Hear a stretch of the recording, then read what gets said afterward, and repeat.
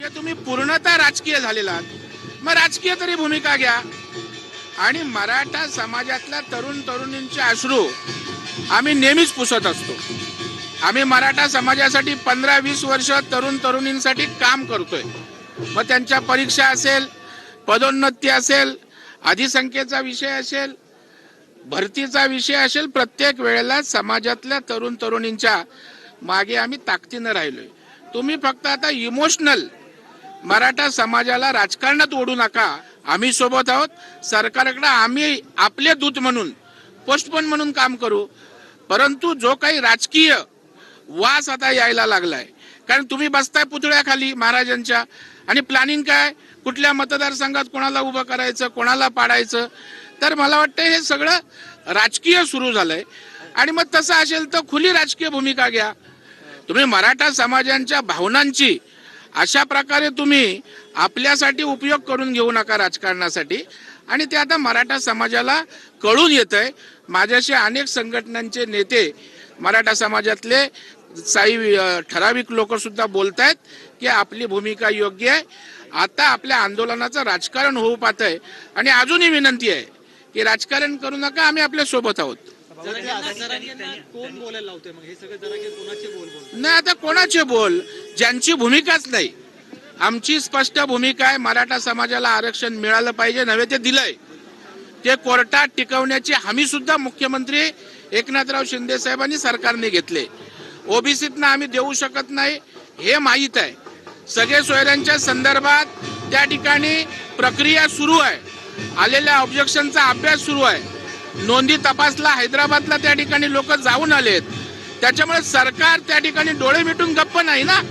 पण तुम्हाला प्रश्न सुटायला नको, हा प्रश्न धगधगत राहिला पाहिजे. आणि त्या जीवावर राजकीय पोळी भासता येते काय, हा आपला फोकस झालाय. याचा आम्हाला दुःख आहे. कारण भोळा बाबडा मनात समाज आज आपल्यावर विश्वास ठेवतोय, त्याचा आपण राजकीय दुकान मांडू नका, एवढीच नम्र अपेक्षा.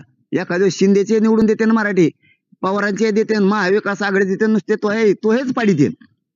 हा, आणि तो आत्ताच तुमच्याच बैठकीत ठरलंय पंढरपूरच्या बी, आणि त्या दिवशी मुंबईत झालेली बी. पंढरपूरला एक बैठक झाली तुमची एका नेत्याच्या घरी. हा, तिथेच सांगितलं की 79चा सुपडा सापच आहे आपल्या आमदाराचा. तुमच्याच नेत्याने तुमच्याच लोकांना सांगितलंय, आणि बैठकीत बी सांगितलंय मुंबईच्या बी. बघ तुला किती वाईट वाटत असणार, तुम्ही हे शब्द काढलेले, कारण तुला वाटत असताना आमच्या बैठकीतला यांना कसं काय झालं. अरे तूच फक्त मराठ्याची गद्दारी करणार आहे, बाकीचे तिथं बसणारे मराठ्यांची इमानदारी करायला लागलेत. आता तूच तेवढा गद्दार आहे. आणि तो या संग 2-4 आहेत का ते, तुला जातीचं देणं घेणं नाही, त्या मुलीच्या डोळ्यात पाणी आलेलं देणं घेणं नाही, किती ऍडमिशन बाहेर पडी याचं देणं घेणं नाही, आरक्षण नाही मिळालं तरी देणं घेणं नाही. तुझे अभियान राबविणारे ना, मराठ्यांची जात संपवायला राबविणारे, मराठ्यांचे विद्यार्थी संपवायला राबविणारे, आणि मी आंदोलनापासून लांब जावा म्हणून राबविणारे, हे मला माहिती आहे. तुझ्या हातात हे लय दिवसापासून दिले, पण तुला करायचं नव्हतं, तू आता करशील. आणि कर, जाय, चल जाय तू. बघ तो ह्यामुळं काय वाटलं होतंय, तू बघ आता दरेकर, तो ह्यामुळं काय वाटलं होतं, तू फक्त बघ पुढं आता. हा, निवडक भाजपचे आम्ही काही पाडतो का नाही, काही शब्द वापरतो मी, बघ पाडतो का नाही. आणि काय 79,000 निवडून आलेला देवेंद्र फडणवीस, लय मतांना नाही आलेला. तो ह्यामुळं त्याला मुंडक्यावर टाकी देणं मराठी ध्यानात ठेव. हा, बघ टाकतेत का नाही. तू किती डाव करणार आहे, वेळ आली ना भाजपातले काहीचा सोपडा साफ करणार, मराठ्याच्या विरोधात बोलणार. आणि जे असले अभियान राबवित ना तो यासारखे, आता तू मागून गेलेला आहे, त्यामुळे तो काय पडायचं घेणं देणं नाही. कारण तू वरच दाढी चोळी तो विधान परिषदेतून जाण्यासाठी, त्यामुळे तो हा काय मतदारसंघच नाही. तुम्ही बोलणार सगळे इकडून गेलेले, आणि जे पटांगणात ना तुमच्यामुळं ना तुम्ही 70-80 सीटा पाडणार. देवेंद्र फडणवीस साहेब, तुम्हाला सांगतो, तुम्ही अंगावर नका घालू. तुम्हाला त्याविषयी सांगितलं होतं, मराठ्याचे लोक माया अंगावर नका घालू, मराठ्याची जातमय संपू नका. याच्यात भाजप मधल्या मराठ्यांना सुद्धा तोटा होतोय. भाजप मधल्या मराठ्यांचे पोरं सुद्धा शिकत येत, ते बी नोकरीला जातात. भाजप मधल्या मराठ्यांच्या मुलामुलींना सुद्धा त्रास, भाजप मधल्या बऱ्याचशा लोकांना त्रास आहे. काय उपयोग आहे असं म्हणायला लागलेत. काल माहितीये दरेकर बोलल्यापासून कालपासून किती भाजपचे मेसेज आहेत, दाखायचे का? आले नाही का ते आणखी?